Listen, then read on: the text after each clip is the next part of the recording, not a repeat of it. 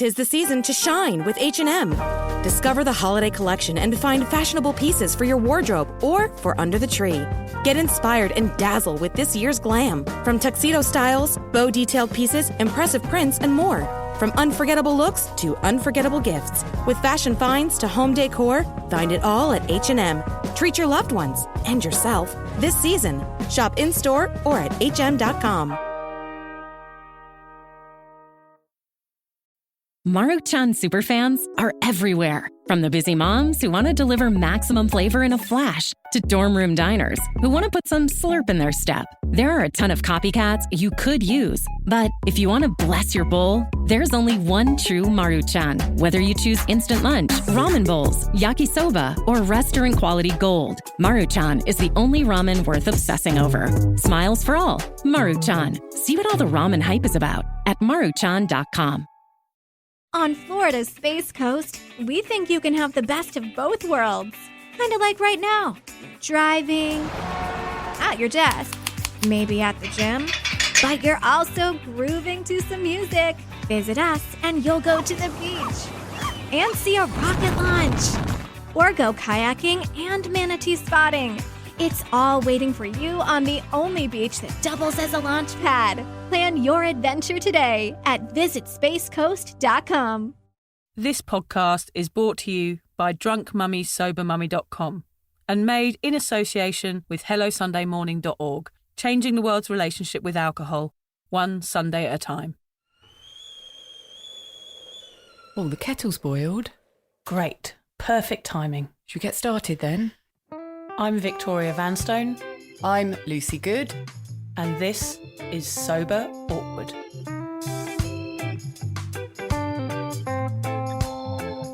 Right, Lucy, over to you. Thanks, Vic. So whatever stage you're at on your sober journey, and Vic and I are at completely different stages, you'll know that life without booze can at times feel, what do you reckon? Awkward. Lucy and I invite you to listen to our podcast where we discuss the realities of sobriety, the good, the bad, the ugly, and the cringingly embarrassing. Our honest and open chats will help you discover what it really means to be sober. Yes, we're here like a dodgy bottle of port from your nan's drink cabinet to take the edge off sobriety. And together we can learn how to feel the awkward and do it anyway.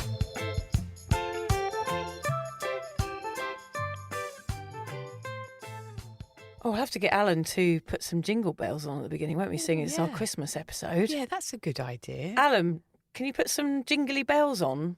Yeah, all right. Oh, excellent. I don't know why we're still celebrating the birth of bloody Santa anyway. It's the birth of Jesus. Or is it the birth of Coca-Cola? One of the two. I don't know. I've kind of lost track. I'm so busy buying my daughters a million presents. Yeah, exactly. That's what takes over. Whose birth? Whose birth? Yeah, somebody's birth. The birth of our children we're celebrating, aren't we? Gosh, yes, we're never allowed to forget that. We have to spend money on our kids every year. Every year. About 100 times as much on Christmas Day. I know. But we're miserable, aren't we? We haven't started this off very No, miserable old sods. Bringing the Christmas cheer to all the sober curious people all over the world. Start with a big old moan about how much money we have to spend. Humbug. But it is Christmas, Lucy, and we're here. We're in our little booth, and I've got a little present for you. So I'm going to give you your first present first, the giving of gifts. Okay. So I'm going to give you your. I don't know if you remember, Lucy, at the beginning of our podcast, I think in episode 2, I gave you a gift, didn't I? What was that for? Was it your birthday? Or was it for your year? No, it was a gift. Yes, it was for my year, I believe. Was No, not my year. Oh, yeah, is this no, the it button was to help for you my tell people to fuck for my off? 100 days. Oh, it was your 100 days, yeah. Yes, and yes, you were telling me how to tell people to fuck off, and it was a fuck off button. Yes, which was excellent. Great, That was an excellent gift. But I Yes. thought I'm going to make it up to you by now giving you this. Okay, so Oh, it's beautifully wrapped Yeah, in sorry. no paper. I don't have time for those sorts Okay, of what things. I've got here from Vic, let me have a look. Well, thank you anyway for my gift. I've got a think positive button. That is just, does it say, you've got this? Go on, you got Okay. this. That's Does like mine and it? Lucy's most hated It saying. says, You got this. you've got this. If one of us is having a problem. You got this, baby. I will never give up, it says. Go on, open it up. Oh, and shall play I it. open it yeah, up I and put batteries play in it? it before I came. Oh, okay. That's Oh, how God. Do you do that with your kids on Christmas Day? Make No. sure they're...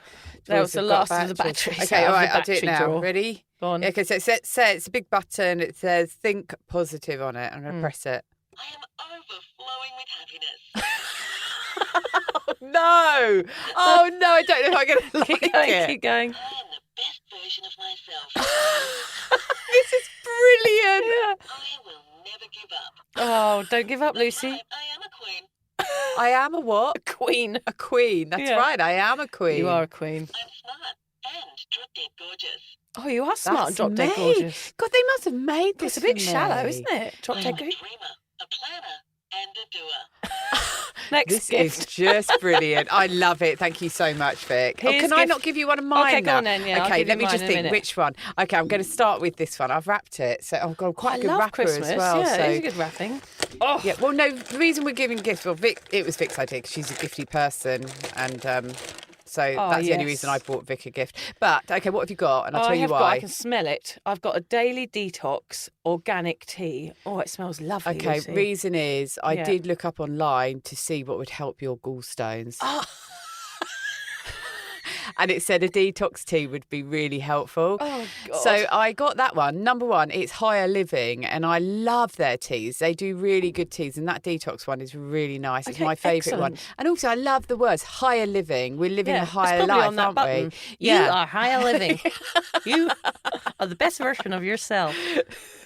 So I will grab some of them tea bags before we Yeah, I'll leave. chuck one your way, don't you worry. Okay, gift number 2 Okay. from me. All right. Here you go. Thank you. That is Oh, homemade, it's child homemade. homemade wrapping right there. Is the gift itself homemade? The gift itself perhaps might be homemade. Oh, it's a mug for a mug. Yeah, Is you that- lucky fanny mug. Oh, it's beautiful. Yeah. Oh, Vic's made this at her pottery class. I It's- have. We'll have to put a photo of it I on. will. to think It's actually the brilliant. best mug I've ever made. Oh, I feel honoured. It is really nice, Will isn't it work if I put hot liquid in it? No, it might be like a watering can. Will will it sort of like start getting soft again? Yeah, it might like the crumble, yeah. original It's not fired. I'll end up with a lump of clay in my mouth, my teeth stuck together. No, it's got It's Sober Sally written beautiful. on the bottom I, for you. I was just about to say, yeah, on the bottom it says Sober Sally, and that's the name I use for myself because I used to call myself Slutty Sally when I was drinking, but now I like to think of myself as Sober Sally. Yeah. I love it. Oh, I really, really It's gorgeous. genuinely I was love actually it. really pleased with it. I was like the best thing I've made in my pottery class. Oh, I'm so touched. Whether I drink out of it or not, or whether I just proudly display it on the Yes. side in my living I think I would room, love you either to way. drink out of it and use it. I love it. Thank it you works. so much for that. And here's my next gift Okay, for you. excellent. We love this. Sorry if this is boring for everyone. Oh, is it a lei? Oh, first time I've got a lei for ages, Lucy. It's a flower necklace. Oh, I'll have to put a photo of because mine. Yes. you are my guru. Oh, yes, a real guru. And you give your gurus flower necklaces and flowers and fruit. So, yeah, that's for you because you are my guru. Baba and Vic. I don't say it enough, but I do so appreciate you being my Oh, guiding light in Lucy. this sober world. Oh, I'm not. You're my guiding light nowadays.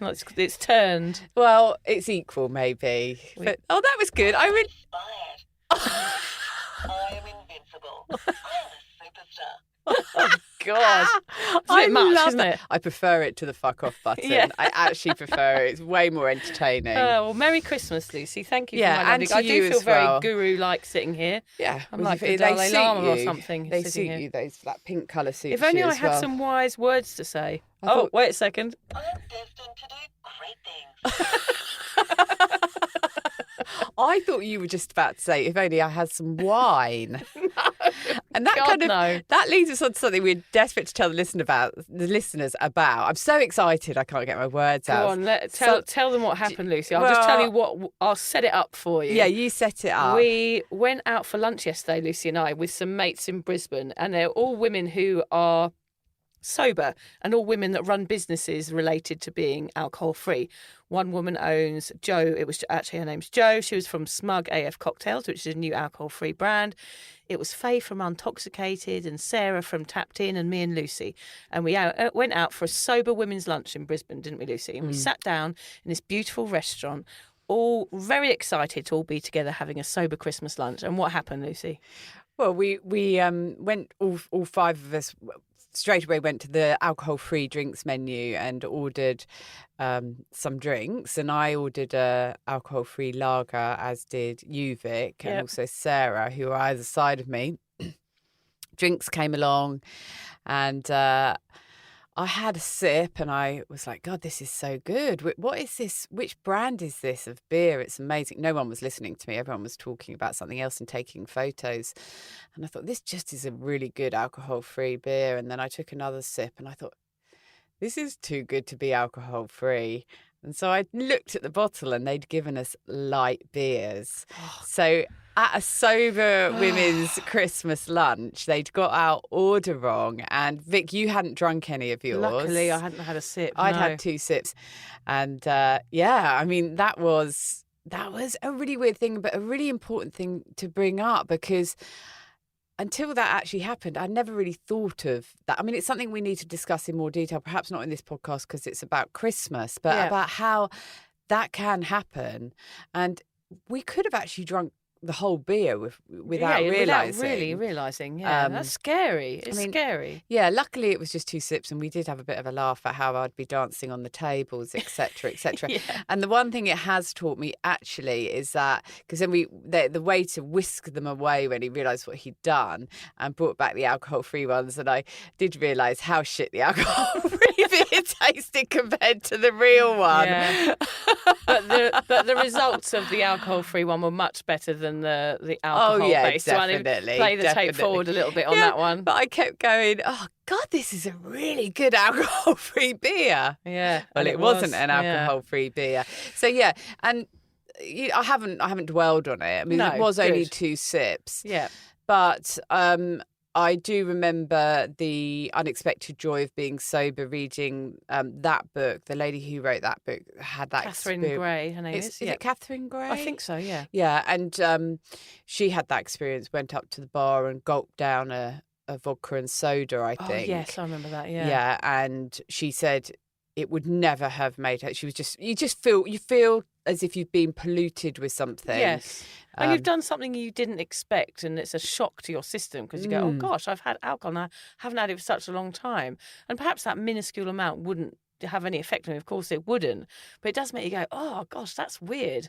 It does make you think, gosh, I must check. Like when you do order alcohol-free drinks, do check the label, because people do make mistakes. Yes, they do. And if you're at the bar, if you're at the bar ordering a soda water and some vodka and sodas for some mates, it's so easy to get them mixed up. And even if you do accidentally have a sip, it really is no big deal. Don't worry about it. I've done it before. I remember having an alcohol-free beer and sitting with my husband and literally just grabbing the wrong beer off the table and having a sip. And I knew straight away that I'd done it. I felt no guilt about it because I didn't feel like having the second sip because I knew what I'd done, and I'm so staunch on my sobriety nowadays. It was just like an error that had happened, same as you. These things can happen, and it's unfortunate when they do, but hey, we're not all bloody perfect. What can we do? We don't even know. No, it's completely unexpected and unintentional. But it was just funny that it was 5 sober women sitting around the table having a sober lunch, sober Christmas lunch. It's all women who work in the sober industry. What a bad error. But the rest of the lunch was really great, wasn't it? We had it was a really lovely. good time. And we were saying it was really nice with 5 sober ladies having that conversation round a table. One of the things we commented on the way home was it's a really balanced, nice conversation. You haven't got people who, usually it would be me, so I'm not criticising or judging. People trying to talk over one another and, repeating things and the conversation being really uneven. It was really a nice, relaxing conversation, which you forget that you can have, and how enjoyable that is doing that sober. I mean, my face hurt afterwards because I'd been laughing and smiling so much. It was so nice. And of course, you go away with no regret and no shame. You're like, oh, well, I had a lovely lunch. End of story. Go home, cook dinner, go to bed. Like everything's still normal. There's no chaos, which was, that's the favourite part, isn't it? Just to feel I really enjoyed that. Yeah. So it's Christmas. We're having our Christmas episode today. This episode is going to be all about how to make it through your first sober Christmas and beyond. Do you think you're going to make it through, Lucy? What, sober or just make it through in general? Just in general. I don't know. It's going to be a close one. Yeah, I'm going to make it through, and I'm going to make it through sober without a doubt. Good. In a world brimming with alcohol, being the one sober person sitting at the Christmas dinner table can be hard. It's not only the obvious booze temptations that make it difficult. It's the strain of being with family all day. Yep. That's hard. Yes. The hassle that comes with cooking, wrapping presents, the humiliating games we're forced to play, and the pressure to fit in when you're feeling on the periphery. There is no doubt about it. Your first sober Christmas might bring up a few unexpected hankerings, meaning that need to numb out might envelop you before you've even had time to try on your new fluffy reindeer socks. Oh, yeah, I'm hoping for some of those. Yeah, you need them in this heat, don't you? Yeah. Sweaty feet. Yes, let's face it, Christmas is all about the traditions. The crackers before the turkey, the tangerine at the bottom of the stocking, and the Bucks Fizz first thing in the morning. We get pissed, wear silly paper hats, sing songs, and then everyone is lulled into an afternoon sleep as the Queen's speech plays in the background. Ingrained customs on repeat since childhood. So when someone throws a spanner in the works and does something completely out of character, like get sober, it can create a big stocking full and room full of disapproval. So like Lucy and I, you're the one that has decided to break tradition and confront these annual festivities sober, then a few tricky situations may arise. Confrontations that you'd normally drown out with an extra glass of sparkly must be navigated without mulled wine and the usual festive crutch, and it can be a challenge. Yes, your lack of joining in and party poopery could make you a target. But there are a few ways to swerve the Nerf bullets aimed at your head and get through Christmas without leaning on a drink. We want you to enjoy a Christmas alcohol-free rather than dread it. And we hope that by following these elf help tips and absorbing our Yuletide advice, you can be sure your elbow will remain firmly untwisted and your sobriety makes it through to the new year and beyond. So go and grab a gaudy jumper, pop on your sexy Mrs. Santa outfit, or wrap some fairy lights around your noggin. It's time to grab Christmas by the baubles and own it in your very own sober, awkward way. Yeah, maybe don't wrap those fairy lights around your head. It's dangerous. Yeah. You don't want to be responsible for ruining anyone's Christmas. Yeah, down emergency with some fairy lights. With your hair on fire. Tied around your ear. Yeah, we're really helpful. Listen to our podcast. Yes. Get loads of people down the ER on Christmas Eve. Tangled up in fairy lights. Yeah. That's not a very sober thing, is it? You get tangled up in fairy lights when you're drunk. Yeah. So let's talk about Christmases, when we were drinking. What was your Christmas like when you were drinking, Vic? Give us an idea. Well, obviously, actually, my Christmases were always a bit of a blur. I mean, as a kid, obviously, until the age of, 13? I liked Christmases. But then at 13, 14, actually probably even 12, was when I started to steal the booze out of the drink cabinets. Because parents were always so distracted on Christmas Day, weren't they? It was a really easy day to take a sip of their drink. So for me, there was a drinks cabinet in my parents' lounge, the mahogany. Do you remember the mahogany cabinets? Yes, we had that, Yes, with all the horrible strong spirits like blue caracal and orange liqueur. They taste like methylated spirits or something, didn't they? Mm. And me and my cousins used to queue up, neck loads of sips of those. I remember vomiting into my hands once and then just going and throwing it in the toilet and then carrying on because I was just so busy trying to impress my family, my cousins and stuff. I knew we were going to get a festive vomit story from you, Vic. I always had festive vomit. I'm not at all surprised. A little bit of pudding in there. Yeah, a bit of turkey. A few carrot coins. Oh, God. I will just let the listeners know that as I'm talking to Vic, she's wearing a white, other than her flowers around her neck, she's wearing a white sun top with a big streak of tomato sauce down her left boob where she was eating pizza on the way here and spilt it all down her front. Don't tell me. We pretend to be so like paleo. It's like I was stuffing pizza in my face on the way here, which I was, and then I burnt my top of my mouth on a hot bit of tomato. Oh, classic injury, that, isn't it? Classic pizza injury. Sorry, tell us a bit more about your Christmas. Yeah, so Christmas is always, everybody at home on Christmas Eve. That was when you used to come back from uni. Not that I lasted in uni very long, of course. But, I was always hungover on Christmas morning. We always used to have a Bucks Fizz first thing. So you got up at 9 with a hangover and had something called a Bucks Fizz, which we have in England, which is champagne mixed with orange juice. So there you go. You start the day with drinking. And my Christmases, the whole day was about the tradition of drinking. So it started with the Bucks Fizz. There was a proper glass of wine with lunch. There was red wine after lunch, port in the afternoon, Baileys before bed, and whatever else was left when we were actually all in blackouts. But, we had a good time. Like, it wasn't a terrible time. We were all happily drinking because that's what we did as a family, as I grew up into my teens. But, yeah, everyone had their afternoon nap because they were probably wasted. But actually, I read something this week that at the Bucks Club in London, they invented the Bucks Fizz. And due to the lack of food and earliness, plus the bubbles, it makes you drink more than normal. So those early drinks made you more drunk, hence that nap in the afternoon. So that's why everybody always feels so drunk on Christmas Day, is because not only have you been drinking all day, but you've also not had much to eat and you hung over from the night before. So you're just topping up. So yeah, boozy Christmas days kind of fueled the games and the present opening and the ridiculous things we used to get up to. We used to look up names in the phone book and try and call people with the surname Christmas and pretend that we were elves stuck in the North Pole. And this is you and your family, yeah, your mum and dad. Sit around with the big yellow phone book and go, "Hello, is that Mrs. Christmas? I'm an elf stuck in the North Pole." I do love your family.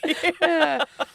Anyway, yeah, it was the hard stuff in the evening, starting with the Bucks Fizz. It was just a big drinking tradition. It was a festive thing that we did.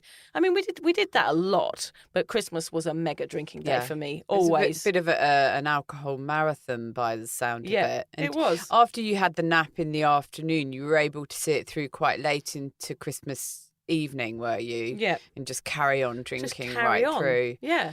Yeah. Just carry on with the games and the craziness and the fun. I mean, I loved it. I'm not going to say it was awful or that I was over drinking or that I was questioning my drinking at that time, because I wasn't. I just thought it was a big bucket of fun. And yeah, I did have hangovers and it was, I did suffer from a bit of anxiety the next day. But then, Boxing Day was another drinking day. So I just soaked it up. Yeah, just carried on drinking. And really, I think that is the wonder. That's danger with things like Christmas, isn't it? We don't question it. We think we're okay to do it. Yeah. You don't question it because it's Christmas Day and I'm allowed to drink copious amounts. Well, it just because it's Christmas Day, it doesn't necessarily make it right, but it is an excuse and it allows us to drink even more. Yeah. I mean, mine were very similar. When I was younger, I didn't have a big drinking family, but it was unusual because, around that age that you were talking about, early teens, when we were getting into our drinking, really it was the only day of the year that we would have people sitting in our house drinking. Okay, yeah. And that was great for me because as I was realising the effect alcohol was having on me, it gave me an opportunity, exactly the same as you, Vic, to nick a bit of alcohol here and there. So it was a real novelty. And it was weird because, the only day of the year that we actually had alcohol in the house as such, and we'd have wine with our lunch, it was like, so this is what we do. We drink on Christmas Day. This is what we're meant to do. So that was being taught to me from a very early age. Yeah. Christmas equals drinking. Yes. Even if you don't do it at any other time of the year, it's okay to drink on Christmas Day. You've got to have that one because it's the celebration. Yeah. And I mean, Christmas was very different for us because we were both in the UK and it was very traditional and it was always a big roast dinner and it's a lot more formal than it is over here. I have to admit, I'm warming quite literally to the Christmases over here in Australia, where it's a lot more laid back and you can just shove a seafood platter in the middle of the table and everyone's happy with it. Certainly for me, with my kids, when I had my kids, I was the person who had everybody around my house. So Christmas Eve, Christmas Day and Boxing Day was massive catering for me. I was always looking after loads of people. And of course, to be able to do that, I would drink all the time. Yeah. And I would usually just reach a real low by the end of Boxing Day. And I can remember one year just being I think my husband had gone to bed, the kids were in bed, and I was so tired. It was Boxing Day. The house was a complete mess. I had so much to tidy up, and I just thought, I'm so over Christmas. And I opened the French doors. We had a real tree, a really, really big one, like your one at the moment, Vic, reached the ceiling. Loads of decorations on it, really beautiful. I thought, I've had it with Christmas. And so drunk, I then pulled the entire tree across the room, out through the French doors and threw it into the garden. You didn't? Yeah, I just thought, that's it. I've had it. I've had it with Christmas. I was just so tired. I was so tired by the end of it all. And I tried so hard. I think certainly Christmas... I hope there wasn't a cheeky squirrel in there that you injured. We do have a little squirrel decoration. It's one of our favourite little ones that we hang on the tree. I'll show it you when you come over to mine for Christmas pudding in the week. I'm looking forward to that. But yeah, it used to be a massive build-up of pressure. Yes. Certainly, when I'm talking now with kids, the build-up was so hard to organise it all, the money that was spent, and so the pressure would build up. And often on the day, I would drink way too early and too fast because I was so relieved the day had come. And excited, sort of, as well. Yeah, and excited as well, and it would peak too early. And actually, I'll be honest and quite serious for a moment, because my Christmases just got worse and worse and worse. And in fact, my not last Christmas, the one before, which was my last Christmas drinking, really was probably one of the real down points for me. And I had planned so much, and I ended up drinking really early. And my youngest told me that I had ruined Christmas for her, which, you know, when you put so much effort into it and you're told that, and it was right, I had ruined it. My other daughter you'd just been incapable. I'd been just so drunk. You were just so drunk. I was just being an idiot. And she said that to you in the evening, did she? No, I'd fallen asleep. We were around at my ex-husband's house, and I'd fallen asleep on the couch, and she came in at about 3 a.m. and told me that. And you know, and that was, of course, I was at that point feeling really bad, because that was 3 a.m. with that hangover, with the palpitations, and the fear and the anxiety. My eldest daughter, who had just started her first job, was 15, and she'd bought me a ring, which I'm wearing now, from Pandora, but she bought it with nearly all of her wages, and I lost that on the day. Oh dear. And I forgot to Skype my dad in the UK, who was on his own all day, and had one thing to look forward to, and that was us phoning to wish him Merry Christmas. And I managed to miss that. And I just really that was a real low. And the Christmases were just getting worse and worse and worse until it came to that one. So yeah, Christmas is quite I remember those bad things a lot. Yep. I remember how bad my drinking was. Yeah. And unfortunately, that overshadows a lot of the happy Christmas memories for me. Yeah. And I wonder whether people listening might feel the same. They've made so many mistakes and drunk too much. And felt so down in the end about Christmas that it kind of ruins Christmas a bit for you. Well, also, it's this time of year, isn't it? It's a time for change. And everybody knows with a new year, you're expected to make some sort of changes. And I wonder whether mentally we feel like, gosh, you know, I'm going to go out with a bang. And so maybe around Christmas, but maybe around Christmas, you feel like, right, I'm going to get really, really drunk, and then I'm going to quit in the new year. Because that could be a state of mind, couldn't it? Even if you think, I'm going to do better next year. But of course, maybe you carry on. But it means that Christmas, it's that time just for letting go. You've finished work, you're on holiday. In Australia, the sun's out or it's snowing.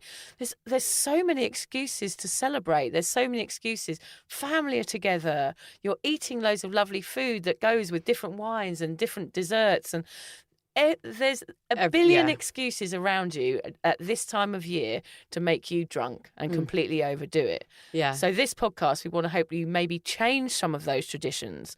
You know, because I did change some traditions when I moved to Australia, Lucy. Funnily enough, we talk about, you know, the traditions in England.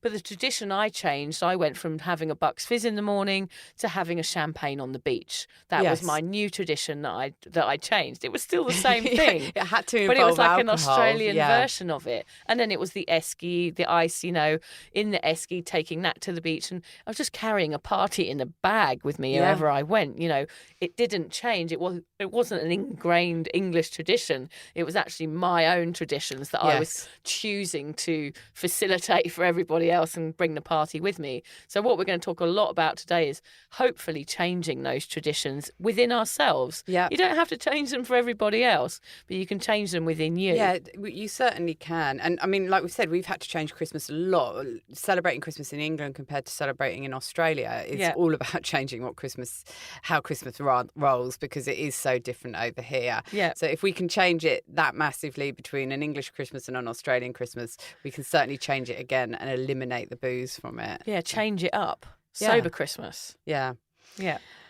I mean, what's quite interesting is why we actually correlate the two. Why do Christmas and heavy drinking always have to go hand in hand, other than the fact that we were taught it from really early age by our parents, who either drank more on Christmas or allowed alcohol into the house on Christmas? Yeah.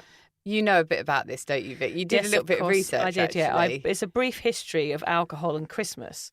It all started with the monks in the pre-medieval times. Monasteries were known to be a centre of brewing in those days, and the monks enjoyed making specialist Christmas ales. It just so happened that the hops were perfect for brewing at that time of year, and because beers didn't keep very long and the ingredients were seasonal, the Christmas period was the perfect time to consume. All the beer brewed was drank quickly and handed out to the poor people, to warm them up during the winter months, hence winter warmers such as mulled wine. People actually used alcohol, Lucy, in those days to survive the cold. It was like putting a fire on, it would warm you up. Whether or not that's a fallacy or not, whether it just made them more ill, I don't know. Just numbed them out. Just numb them out to the cold, probably, yeah. The monks also liked to use the alcohol as a currency and swapped their festive brews with the local villagers for a nice rabbit or turkey. So the monks not only had a piss up, but a large feast as well. That's quite clever. I like those monks. So for over hundreds and hundreds of years, Lucy, drinking at Christmas time has developed into a tradition. So for all sorts of reasons, I mean, ingrained reasons that we have been unable to avoid throughout our lives, therefore have no shame about, we are taught to do this. Yes. We are taught to drink at Christmas. It is drummed into us from the moment we are born. And it's very, very difficult to avoid. It really is. So I guess the thing is, how can we break that tradition? So how can us sober people learn to enjoy Christmas and be comfortable around people that are necking cheap sparkly for breakfast? Yeah. What can we do and how can we break those traditions? I guess we could talk about how we've done it already and how that might help people who are listening to make changes to their Christmas. On Florida's Space Coast, we think you can have the best of both worlds. Kind of like right now. Driving, at your desk, maybe at the gym, but you're also grooving to some music. Visit us and you'll go to the beach and see a rocket launch, or go kayaking and manatee spotting. It's all waiting for you on the only beach that doubles as a launch pad. Plan your adventure today at visitspacecoast.com. Yep, definitely. I mean, a good one to start with is planning your day. Plan ahead for everything. Like for me, I have to think about how the day is going to go and know at what point I'm going to leave, at what point I'm going to arrive, how long I'm going to stay once the drinking started, all little things like that. So just really think about your day in advance and tell everybody you're leaving at 6. Like, for example, that's probably a good time. The presents are open, you've had your lunch, you've hung around for a few hours. I'm leaving at 6. And if everyone's coming to your house for Christmas Day, you are entitled to let people know, but let them know before the day. Don't chuck them out your house at 6 o'clock, but say, look, we're going to be having a quiet Christmas Day evening. So the day is going to finish up at 6 hours and that's when we need you to bugger off. Yeah. Or some such words. I mean, if someone had said to me in my heavy drinking days, we're going to, sorry, can you bugger off because we're having a quiet Christmas evening, I probably would have physically attacked them. Yeah. I would have leapt at them like, don't you dare, like, what, we're having a party, like, we're staying here. I would have gone mad. We would have belittled them, we would have shamed them. We would have done all these awful things. Yeah. But, and we feel bad. We do feel bad that we've done things like that. Yeah, because once you've started and it's 6 o'clock, I'll be like, right, it's getting dark out. Now the times we're really going to get stuck in. I think the key is, what you were just saying, Vic, is you plan it and you tell people ahead. Because if you say to people suddenly while they're getting stuck into their drinking at 6 o'clock, look, we need you to go home or we're going home, that's when people are defensive, aren't they? And they sort of have because they're already into their drinking. Yeah. But if you tell them before so they're prepared for it, make up something, lie, tell them you've got something planned for Christmas Day evening. Other family kids, like say you've got to go to the other side of the family for dinner, even if you don't. I mean, nobody's going to Whatever know. it takes. Whatever it takes for you to get out of a situation where you feel uncomfortable and it could possibly affect your sobriety, out. Exactly right, yeah. And even if you don't make an excuse, just piss off. Yeah, just sneak get out of there. The back door. Get out Commando crawl style. out of the cat flap. You can sort it all out tomorrow when they've got really bad hangovers and you're feeling wonderful. And you're lifting weights in the front garden. And singing whilst watering La, la, the la. flowers. Yeah. Yeah, so just remember to take those times out so it doesn't get so intense. Like in those moments where you're feeling stressed and you feel like leaving, you might be able to do another 5 minutes if you go and stand on the deck for a couple of minutes and take a breath and take a time out and then come back in. So, yeah, they're all important things to do to try and make your day a little bit easier. Because being with family is stressful when you're drinking and when you're sober. Just generally being with family is stressful because they know you so well. You're so alike. It's, you're going to clash over things. There's ways of people want to do things. That's one thing I find really hard is the expectations of how the day is going to go. Like it's like the Queen's speech at this time, Top of the Pops at this time. Then we're going to play a game. You're it's talking really 80s England. I know, there. but that's how when I grew up with it, and I had to follow the Christmas system. Top of the Pops. Yeah, Christmas Top of the Pops and things like that. Like it was so structured my day, but now. I'm more particular, so I want to structure the day in my own way, and everybody's got their own way of doing things, and that can cause some clashes, can't it? It can, definitely. And what you've brought up as well there made me think as well, because you said the day is quite stressful, and Christmas Day is quite stressful, as much as we think it's fun, and it can be fun. I can remember being in the UK when my kids were very, very young, because when we moved over here when they were quite young, so it must have been about 1 and 4, and I was in the kitchen making the gravy, and I had all these pots and pans bubbling, and I had about like 10 people over for Christmas lunch, and it was chaos. And I remember my daughter, who was 4, just saying, "Mummy, will you play with this toy?" And she got a new toy, and I was like, "No, I can't. I'm doing this."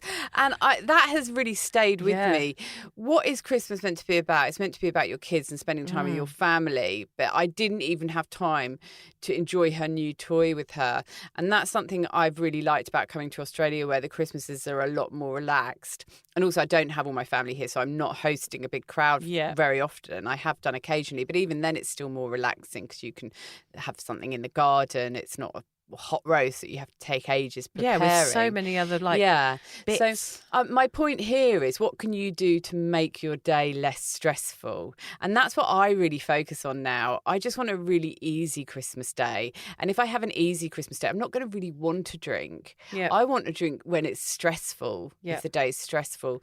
So as well as planning your day, plan that you have a stress-free day. Don't try and fit so much stuff into it that you're like, God, I really need a drink.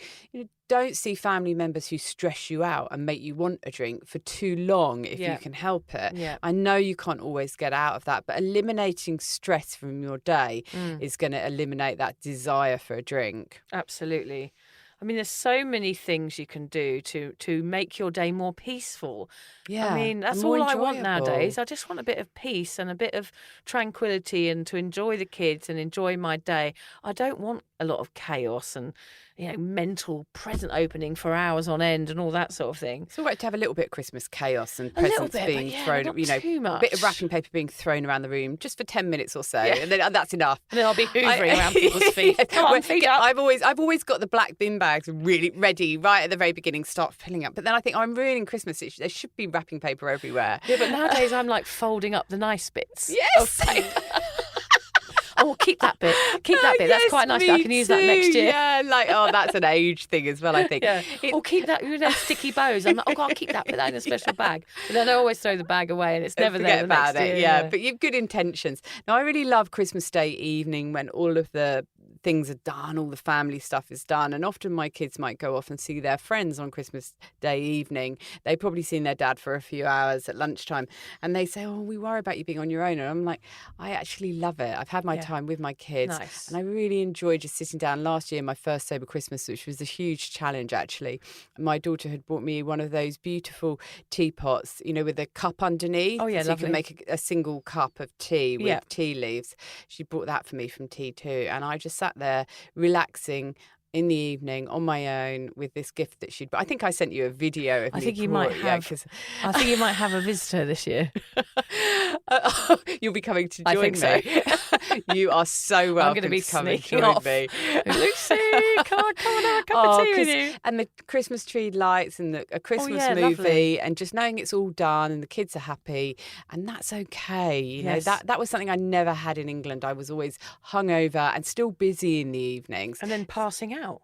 Yeah, then passing out or just feeling majorly depressed because I've Yeah. been drinking all day. Yeah. So, yeah, changing up those traditions is really important. Yeah.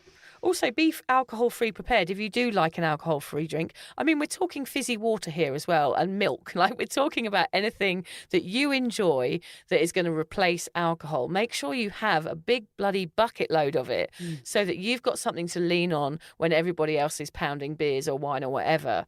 Like, I like to also dress up my drinks like a Rio de Janeiro carnival, like with parrots on sticks and umbrellas and anything to make it look more snazzy, like I'm having a treat. I always remember Del Boy's cocktail in Only Fools and Horses. Oh. It made them look all amazing. Yeah, And yeah. it was a funny one. But yeah, even like teas and coffees and hot chocolates. We're not talking about like AF beers, but if that's your choice, then Yeah. go for those.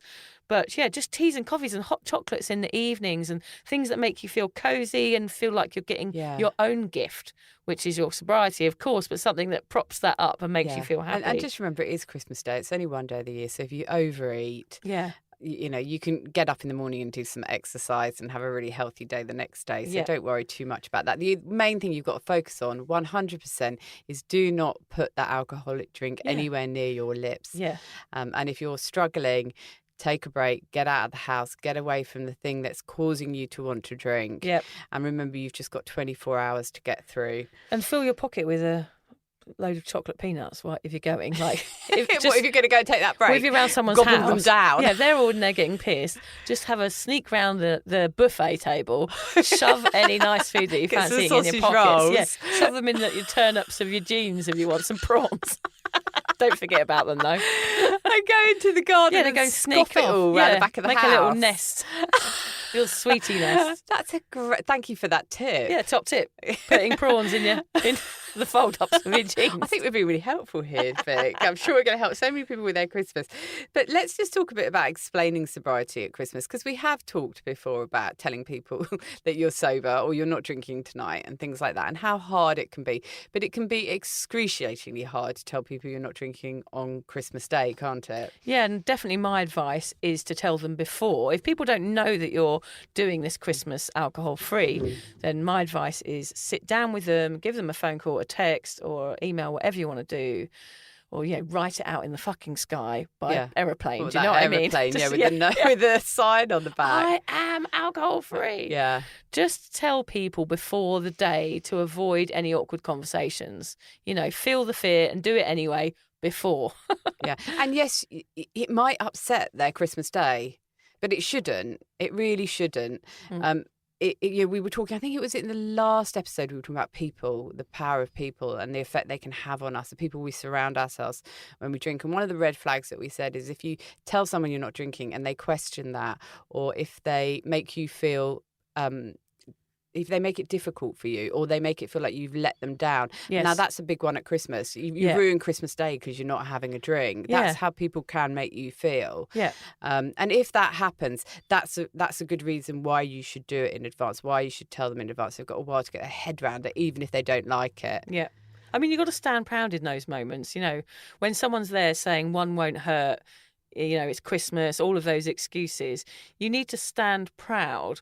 But if you've done it and you've spoken to them before, there's a hope there that people aren't going to try and twist your elbow and they're going to be kind to you and they're going to be understanding. I mean, that's our hope. Of course, that doesn't always happen, and you are going to get some wankers who try and force you into having that Christmas Day Baileys or whatever it is.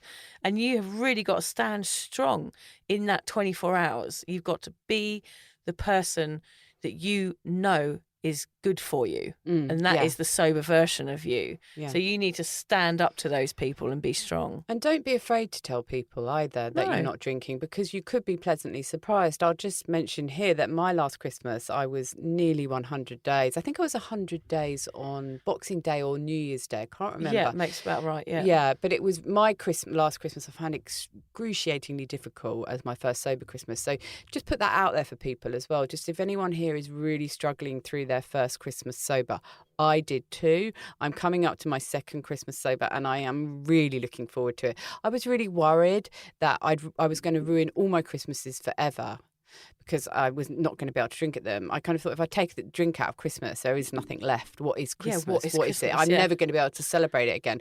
That was how I was feeling on my first sober Christmas. But second Christmas on, and I'm really enjoying it. I'm looking forward to Christmas Day. But I digress, because what I wanted to say was I have a very close friend, my friend Mel. I'll mention her here, and she was a very close friend, family friend, and but also a big drinking friend as well. And she knew that I had given up, and last Christmas, she invited me and my girls over to spend Christmas at her beautiful house on the beach with her kids. And she spent the whole day without a drink. How nice. On my behalf. Well, that means the world when people do that, isn't it? It really does mean it was that really special. It's giving you 100% of their support, isn't it? Yeah, she's been an incredible support to me, but especially on that day where I know she would have loved to have had a drink. She didn't have one, and that really made it special for me. And I know that all of the kids enjoyed it more because neither of us were drinking, because when we drink, we just go off on one. Yeah. And we were present with our kids. Yeah, and that's so important. So yeah, plan and tell people, and you know, you might be pleasantly surprised, but if you're not, give them enough time to come round, or enough time that you can change your plans and not spend the day with them, because perhaps you have to say to yourself, why am I actually spending the day with this person who is not supporting me in something that's hugely important to me? Why am I spending this special day of the year with these people? And even if it's family, maybe you have to extract yourself from a Christmas with them. Yeah, but also people are trying to dumb you down in those situations, which is really what they're trying to do by giving you a drink. They're trying to dumb down your bright light a little bit, aren't they? They're trying to dim you by having that drink, because then it brings them down to your level. But if you say something like, what you're saying is like, look, I'm doing this for my kids. Christmas is about children. It is. And it's about Father Christmas. I know it sounds cheesy, and it's about, it's about love and the giving of gifts. I did go and see A Boy Called Christmas at the cinema today, which made me feel quite sentimental. It was really sweet. The kids were all right, but I was blubbing by the end. It was all about that. It was all about what Christmas is really about. And it's about being with your loved ones and showing respect and love to them by giving them gifts. And if we can stick to those original traditions of what it was without the booze, now all this chaos that it's tumbled into because of those monks. Yeah, those damn monks who were drinking and eating. Look at what they've done to us all. Yeah, we're going to have to get down there to the monastery. Talking about eating, I'm just looking at our list here. You've put eat more. This is one of the ways to get through Christmas. I mean, we've already talked about it, haven't we? But there are a lot of really cool ways to eat more at Christmas. Well, me and my sister are talking, because we always get upset tummies at Christmas, because we always just eat whatever we don't normally eat. So we always end up like at 6 o'clock on Christmas evening, like sort of both of us like holding our stomachs with bloating and all. Would that stop you drinking? Yes, maybe. Hopefully that would. But this year we're going to make some little like cacao balls and things like that. So we're going to be prepared, not only alcohol-free prepared, but also going to be gluten-free, snack prepared, so that we don't get upset tummies. I know that sounds weird and boring, but I think you and your sister have taken it a step too far. Probably, yeah. Well, a little tip. I mean, I don't know if other people feel like this, but if I have something really sweet, I generally don't want to have a drink. Yeah, it's just a satisfactory thing, isn't it? It's like you've got satisfaction from something else. You don't crave the other thing.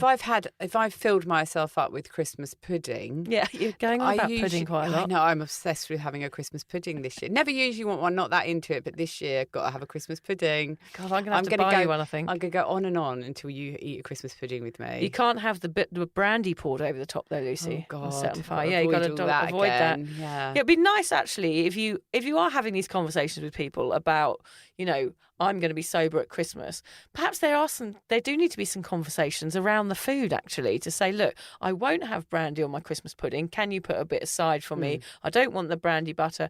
All of these things that have booze in. If that doesn't work for you, then it might be worth having that conversation as well. To say, I'm not going to be comfortable. Please don't put me in that position where I'm sat and feeling like I have to eat something, and if I don't, I feel rude, and it puts me in a weird position. So these are my rules, and here they are. Yes. The person might not like it, but hey. But you've let them know before, so it doesn't bring it up and make an elephant in the room on the day when you don't eat the Christmas pudding that they've made.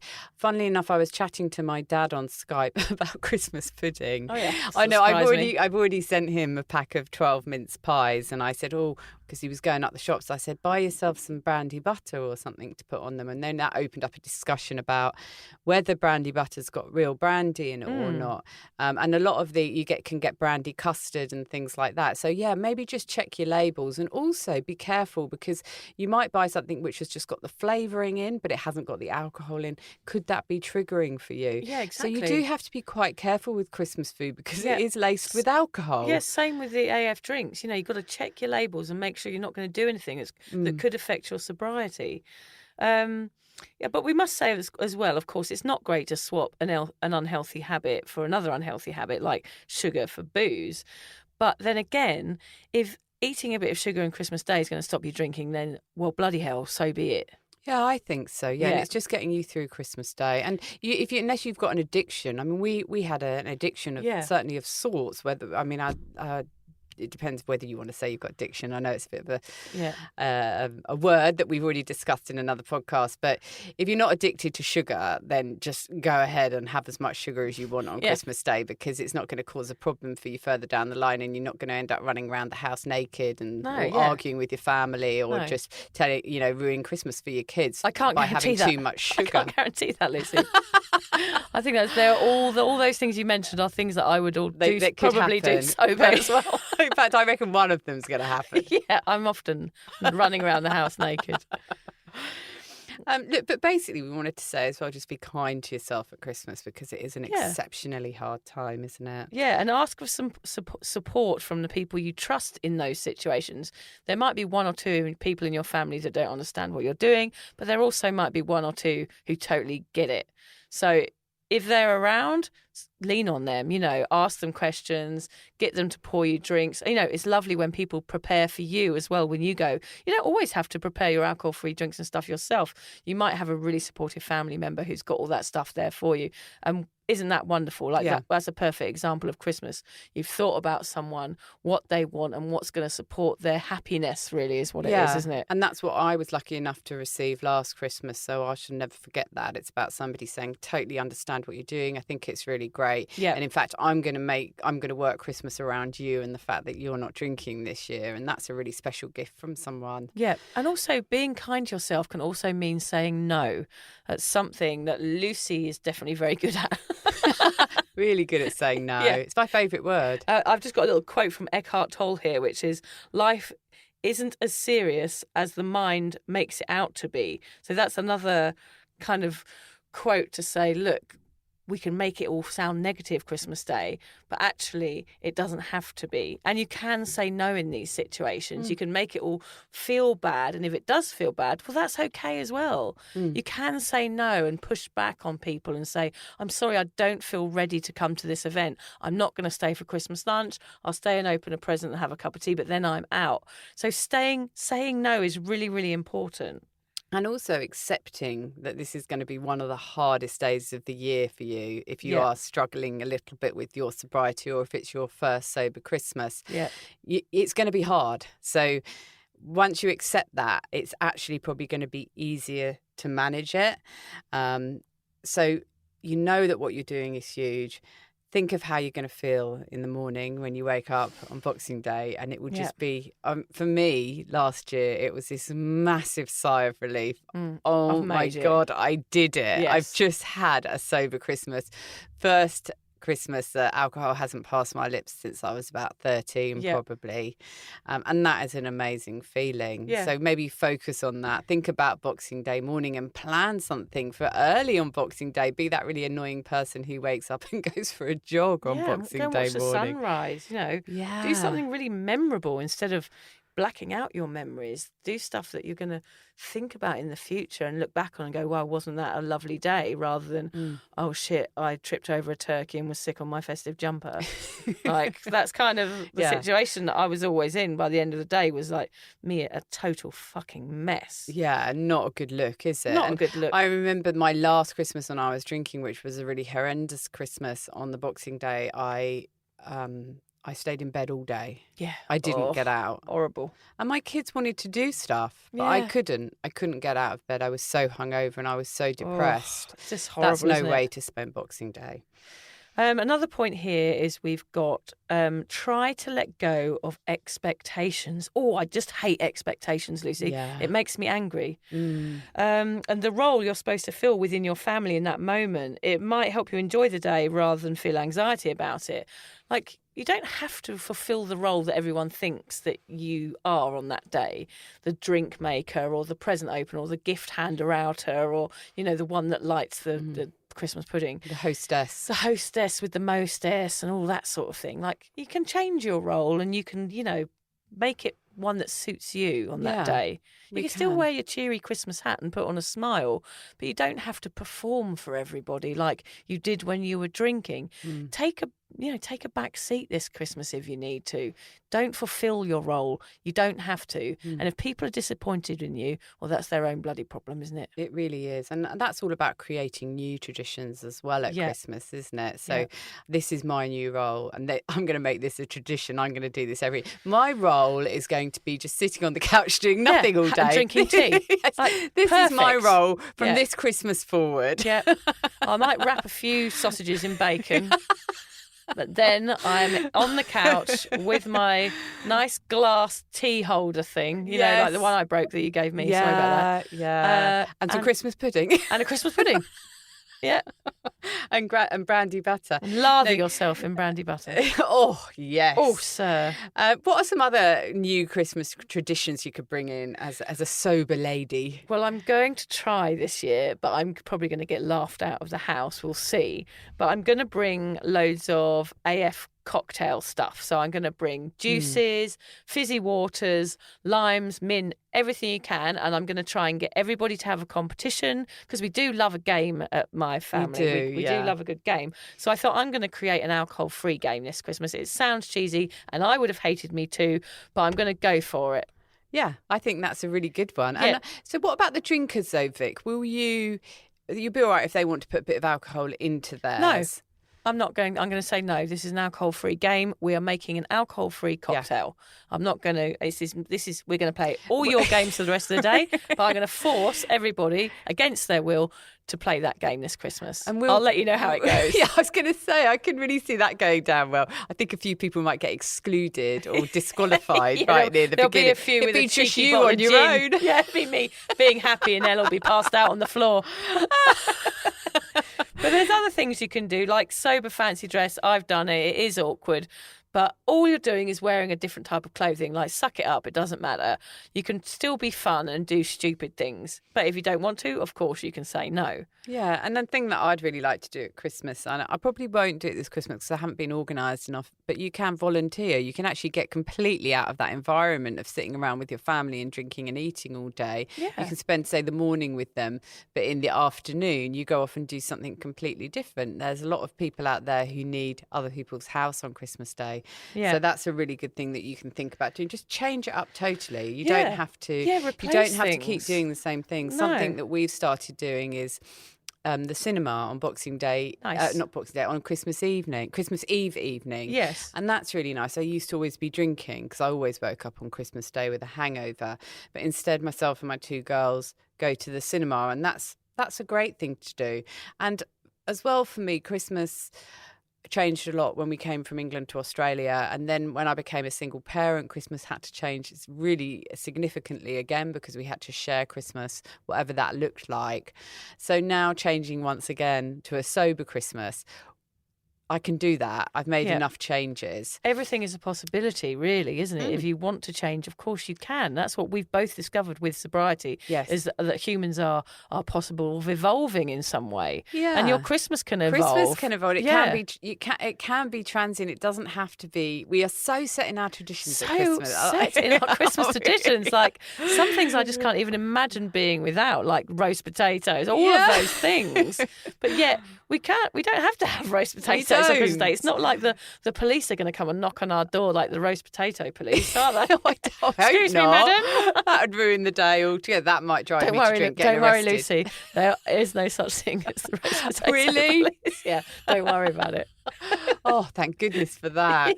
I've talked about my lovely Christmas Day evenings that I love relaxing on my own. And Christmas Day morning is a really special time for us. Again, as a separated parent, that's a time that me and my girls spend together. Yep. Just the three of us. That was not the way when I was married. Things, I used to have the whole family around by Christmas morning and the drinks are already flowing. But instead, it's a really nice, relaxing, chilled out morning, just opening presents, watching TV and having a really nice breakfast that we've that's changed a lot, and that if I can change that much, I can keep changing, and I think people can. And hopefully by hearing about the ways that we've changed Christmas for us, the people listening are thinking, I could swap that up, I could do this, I can do that. Things, yeah. So some of the things you can replace is like a Bucks Fizz for a spicy chai, a Bailey's for a nice piece of cake, the chaotic games for a nice walk. I mean, I used to spend Christmas Eve getting drunk, and now I spend Christmas Eve sneaking around the house, wrapping up the presents, putting a carrot out for Rudolph and hiding Santa's beard.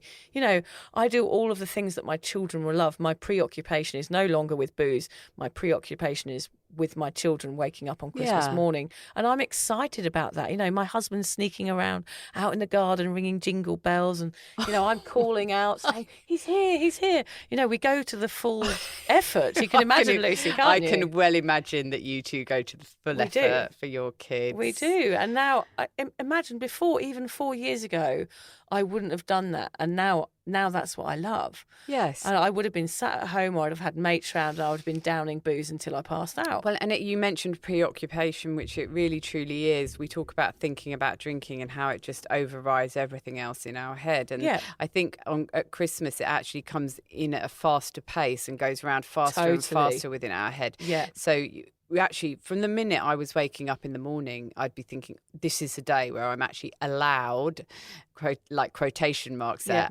to drink early in the morning. Yeah, but what it booze actually meant, free-for-all. yeah, booze free-for-all. But what it meant was I was actually thinking about drinking even earlier than usual. Yeah. So it was really quite exhausting, and it took over everything. It took over making sure the kids had the best Christmas. It took over making sure everyone was happy, and that I was happy on the day. It was just really about, when can I have my next drink?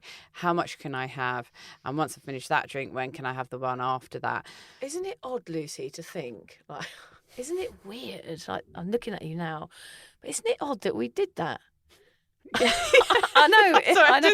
I was just about to take a swig of my drink, but you made me laugh. It is very it's strange. It's so odd that we were completely obsessed with alcohol like that, and now we're just so different, and we can see it for what it is. And Christmas, we were thinking about alcohol instead of thinking about presents and our children.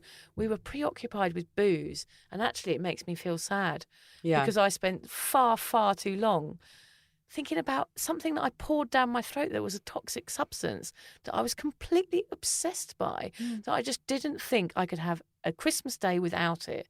Yet here we are. You're one Christmas down. I think this is will be my fourth. Third or fourth, Which I just look forward to it now. There's no like anxiety or shame. I know I'm not going to act like a mental case. I'm like, yay, Christmas, I'm just going to look forward to it. I just look forward to things. But it makes it easier, doesn't it? When you So take much away easier. the booze and you take away the thinking about drinking, you've suddenly got this whole kind of blank canvas on which to create a whole new Christmas. Yep. And you can keep some of the old traditions, bring in new ones. Yep. But you've actually got space in your head, and you've got the energy all day to see it right through to the end till you put your kids in bed. Not sure whether I'll be putting my 18 and 15-year-olds to bed. That would be weird. They'd be like, what are you doing, Mum? It's weird. Especially if the 18-year-old's got a boyfriend stay over. That'd be really weird. Chloe, just story. Ruined Christmas. Ruined it again. Yeah, ruined it again. In a different way, though. But yeah, it is. It's really weird that we spent so much time. It's We were so so odd. preoccupied with Yeah. it. It's odd and it's not because we were trained, conditioned to do it. But I will say to everybody out there, like, we are not preoccupied with booze anymore. And it feels like this Christmas, you might be, if it is your first sober Christmas, you might feel like, gosh, this is going to be hard. And all I feel like doing is drinking. But that does lessen. If you get through one, you'll get through another one. Then you have 4 under your belt like I've got and one like Lucy. And it's just time. That's all it is. It's just time will pass, things will get easier, and your drinking habit will change if you want it to. And perhaps it's also worth saying, Vic, that if people do relapse on Christmas Day, because it probably is one of the days of the year when people do relapse. Yeah, probably. Please don't beat yourself up over it. No. A relapse is a relapse. If it happens, it happens. Yeah. Try your very, very hardest not to let it happen. But if it does, you can just stop again. It doesn't mean you just have to carry on drinking. Yeah. And don't feel shame because, this, as we say so often, this is something that people are trained to do throughout our lives. We didn't really have any choice to become drinkers because of environment and culture and tradition and family and Christmas and all of these reasons. So, we don't recommend that you wake up feeling shame. We recommend that you wake up feeling right. Time to give this another go. Time to give sobriety a go and start again. But we hope you don't relapse, and we hope that you don't decide to take a drink, because we hope that our words will make you think twice. Yeah, definitely. Maybe just go outside with your sausage rolls and listen to this podcast if you need to. Yeah, listen to it again and put the kettle on, have that cup of tea and play the tape forward. And you know alcohol's not your mate, so don't give in to it. Yeah. You can be strong in this situation. And I'll just stress again that my last Christmas, even though I had a friend who was just incredible, I couldn't have been in any luckier position than having a friend decide not to drink and host a beautiful Christmas day, but I still found it incredibly, incredibly hard. Yeah. It was one of the hardest days of the whole of the first year. So if you are feeling that is perfectly normal. Yeah. But you can get through it. You can. If I got through it, yeah, anyone can, and Christmas will be wonderful again. Yeah, it's just like a hump you've got to get over. You've got to do it, but it's worth doing. Like it's worth. You feel amazing when you've done it, and you'll feel amazing. Yeah, do it, people. Try it. Mm-hmm. You've got this. Wait a second. Positivity is my middle name. Positivity there is my go. middle name. So if anyone needs one of these positivity buttons, especially for Christmas, that'd probably drive you I think to it was drink. from Kmart. Quality gifts, of course, Lucy. Okay, so let's look at, how things have changed and what we're looking forward to about Christmas this year, shall we? Because it's only 11 days, Vic. I know, I'm so excited. I mean, I'm looking just forward to the children having a nice time, spoiling them rotten. So that's probably wrong. I should probably take them to a homeless shelter to give out food, but I'll do that one day as well. I love doing karaoke. I love, the simplicity of Christmas now and being able to make my own choices and having my boundaries around it. So I just look forward to it. It's more about the kids than it is getting wasted now. I'm happy to play stupid games, blow jingle bells on my little party horn around the dinner. I can still do Christmas. It's just I have my boundaries up around it and I know what I want from it. And that might not suit everybody else, but hey, I'm not here to make everybody happy. I'm here to make my family happy and I'm here to make myself happy. Yeah, and it is a particularly hard one for you as well, isn't it, Vic? Because you do have a family who like a drink, which is absolutely fair enough. But you are surrounded by people who are drinking all day Christmas Day. So that's a really challenging thing to do. But 4 years on, you've done it. You're not worried about it anymore. It's just the way it is. In fact, you're like, this is what we're going to do. We're going to be doing this. We're going to be doing that. You're taking control of it. And you get stronger every year. I do get stronger every year. And also I know now when to leave. And also I have a 3-year-old and he goes to bed at 6:30. So it's like perfect excuse to say, look, it's Freddie's bedtime, we're out, and then we can just leave. And that's fine. Sometimes I'm capable of staying for a bit of the chaos. But, if I have an excuse on hand, even if I get moaned at a bit, one year we did have a big argument over bubble and squeak, but I won't go into that. But like, that's always a good time to leave after a big argument as well. yeah, that's a really good time to make your exit. Yeah, slam the door on the way out. That's my advice. But, so many families do argue at Christmas, and so much of that is fueled with alcohol. And I think there's a lot of police call-outs and things like that, aren't there, for family arguments on Christmas Day. And that's because people are drinking so early in the morning, and people who are drinking who are not used to drinking as well. So it causes all sorts of trouble. Why not eliminate that from this one really special day? Yeah. I mean, what I'm looking forward to this Christmas, I think, is just having the pressure off. Because last year I was white knuckling it through Christmas Day. Yeah. So really, I feel like that was the hard work done. And this year, I'm just so looking forward to it being a relaxing Christmas where I don't have to think about drinking.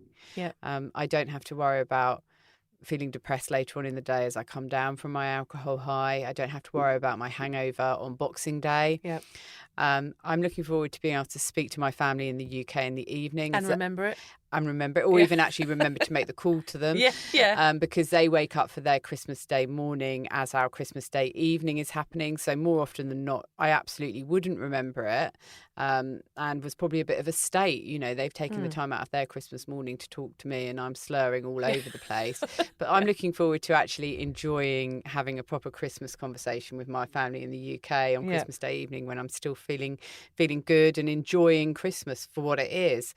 There's a lot that I'm looking forward to this year. And that is such massive progress in a year, from having a bit of a shit Christmas where you still didn't drink, and you got through that Christmas and you battled through, and here you are a year later looking forward to Christmas and just excited about it all. Yeah, I'm so excited. When we were putting up the tree, the girls and I just started singing and dancing around the room. And I'm not really a singer and dancer like you, Vic, as much. No, they were both staring at me like as if I'd gone completely crazy. But I just felt so happy. I felt really, really happy. It was like the tree was out.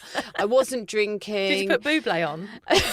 No, we did have some really cool classics on though. Yeah, nice. I do like that Pogues. Oh yeah, that's Christmas classic. in New York. Yes. That's my favorite. I think that was what set me off. And yeah, I actually danced around the Christmas tree this year, and that's probably the first time I've ever done it. I was on my own, being watched on by my two teenage daughters.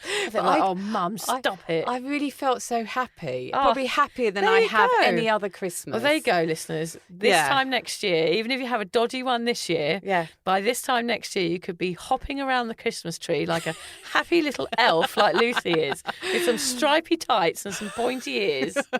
And your kids watching on, or your family, or your husband, your wife looking on as if to say, oh my God. Is she drunk? Yeah, she didn't need that alcohol. I don't know why she used to drink. Oh dear. But I think we've got some good tips here, haven't we? Yeah, go for it, Lucy. Let's give our Christmas tips. Our Christmas tips. Yeah. Here we go. Drinking at Christmas is a tradition that has been going on ever since those pesky monks were brewing beers in the monasteries hundreds of years ago.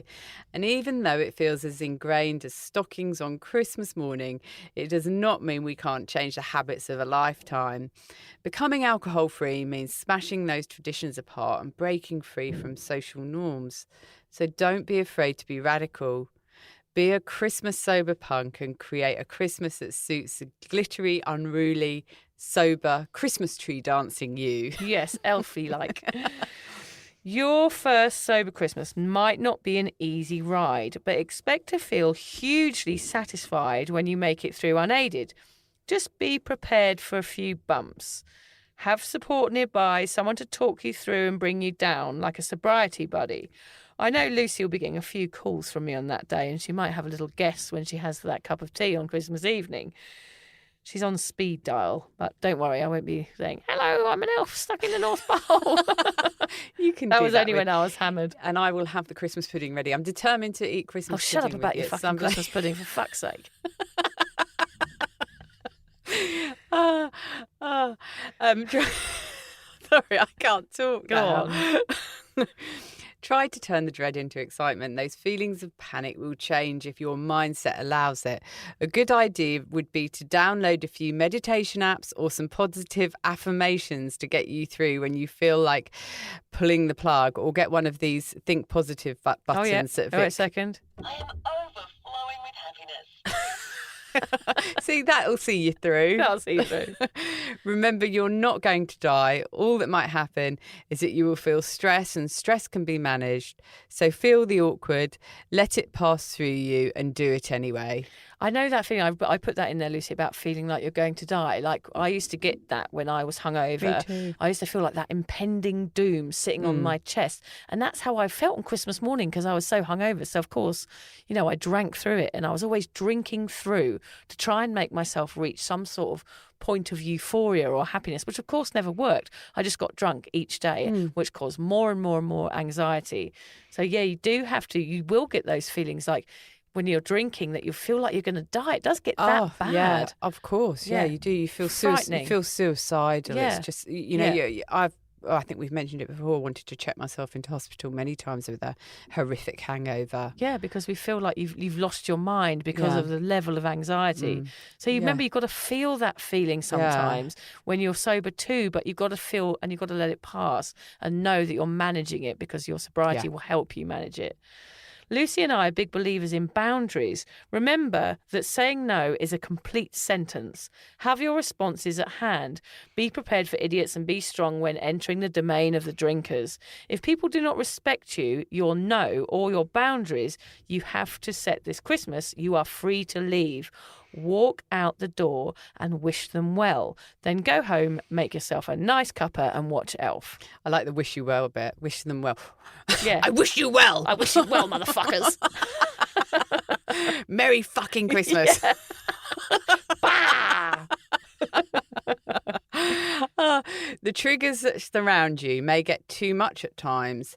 Take lots of time out with lots of sausage rolls. This will give you time to regather your thoughts and your inner strength. Go for a lie down, a walk, or as we like to say, just go and put the fucking kettle on. If it means you get some peace, those moments of harmony will give you the power to make it until, well, at least until dusk. Yeah, that's enough. That's enough, Dusk isn't is it? a good time. Yeah. Don't be angry with the drinkers. This is something we talked about in our hindering and helping podcast last week. So don't be angry with them. Otherwise, you're going to spend the whole time pissed off. Drinkers are just doing what they're used to doing and what you used to do and what the world expects them to do. Remember, drinking is part of the human condition, so it's practically impossible to see beyond it until it gets too messy to ignore. As long as the people around you are being respectful of your choices, be kind in return. And we promise, when you're up on Boxing Day morning, hangover free, having been for a walk and are chopping up fruit for breakfast, they will be considering a sober Christmas next year. And they'll also be full of hate for you. Yeah, but that's their own hatred bubbling inside them. We don't care about that. Christmas is just another day. If it helps, just think of it as a 24 hours that you've got to get through, just like that last 24 and the 24 before that. You've got this far, so don't let tradition and expectation ruin what you have achieved.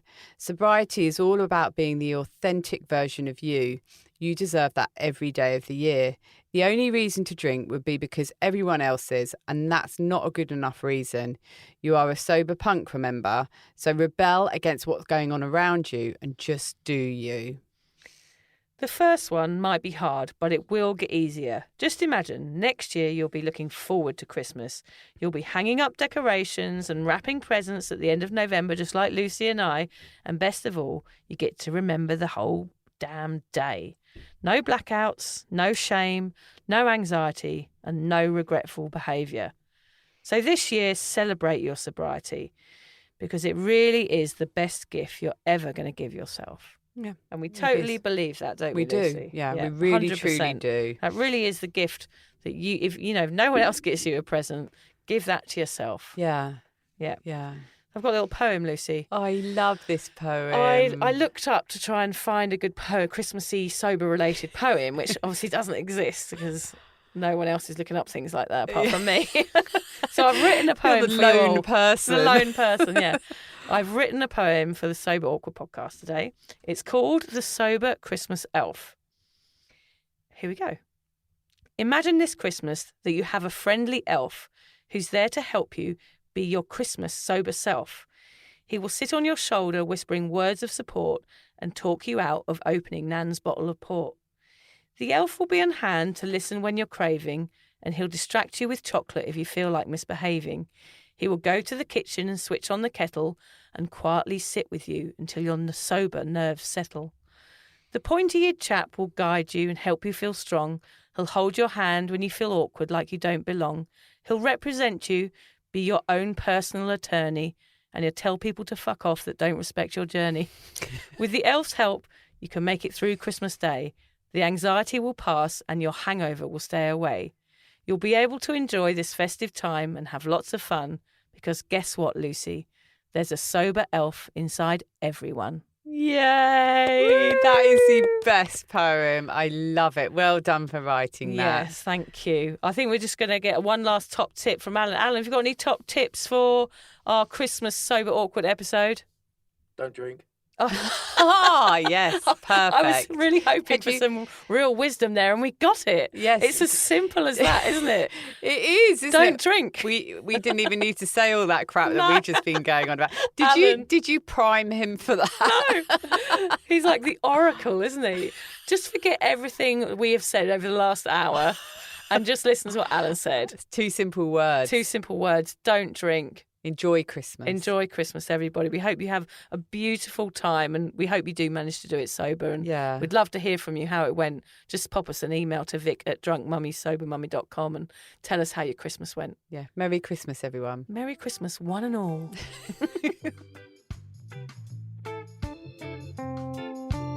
Thank you for listening to the Sober Awkward podcast.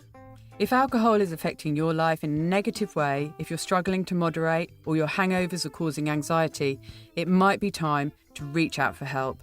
Contact your local doctor, a therapist, or connect with your local AA or sobriety group. Vic's got one. Yes, go onto Facebook and just search Drunk Mummy, Sober Mummy, the group. Lucy and I both agree that even though this journey can be awkward, it's definitely worth it. And if we can do it, you can too. For more support on sobriety, head to Vic's website, drunkmummysobermummy.com. And Lucy runs an online space to support and inspire single mums. Find out more at beanstalkmums.com.au. Finally, if you've enjoyed the Sober Awkward podcast, don't forget to follow, subscribe, review, and share it with your mates. Don't make it sound like they have to, though. No, they do have to. I'm not doing all this for nothing, Lucy. No.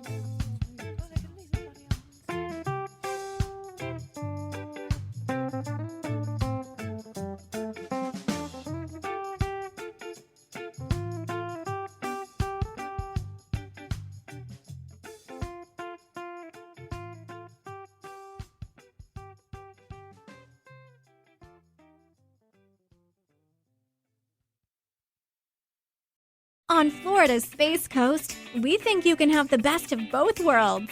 Kind of like right now.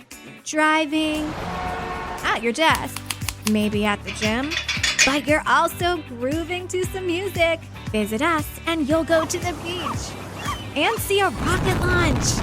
Or go kayaking and manatee spotting. It's all waiting for you on the only beach that doubles as a launch pad. Plan your adventure today at visitspacecoast.com.